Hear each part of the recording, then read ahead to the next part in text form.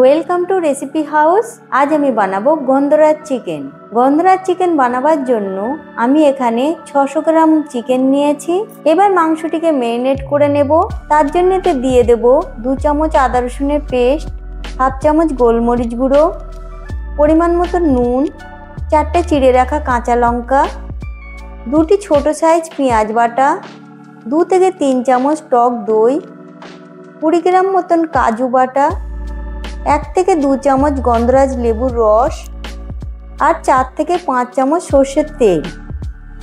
অবশেষে গন্ধরাজ লেবুটিকে সামান্য ঘষে দিয়ে দেব। এবার এই সব কিছুকে ভালো করে মিশিয়ে নেব। ভালো করে মেশানোর পর ম্যারিনেট করে রাখা চিকেনটিকে টিফিন বক্সে দিয়ে দেব। টিফিন বক্সে দেবার পর এতে দিয়ে দেব 2 থেকে 3 চামচ সর্ষের তেল আর 2টি পাতলা করে কেটে রাখা লেবুর টুকরো। এবার টিফিন বক্সটির ঢাকা বন্ধ করে দেব। এরপর চিকেনটিকে ভাপানোর জন্য একটি কড়াই জল দিয়ে তাতে একটি স্ট্যান্ড বসিয়ে টিফিন বক্সটিকে বসিয়ে দেব। এরপর কড়ার ঢাকা বন্ধ করে 15 থেকে 20 মিনিট মিডিয়াম ফ্লেমে ফুটিয়ে চিকেনটিকে ভালো করে সিদ্ধ করে নেব। 15 থেকে 20 মিনিট পর গ্যাসের ফ্লেম বন্ধ করে আরও 10 মিনিট মতন রেখে দিতে হবে। 10 মিনিট পর দেখুন গন্ধরাজ চিকেনটি তৈরি হয়ে গিয়েছে।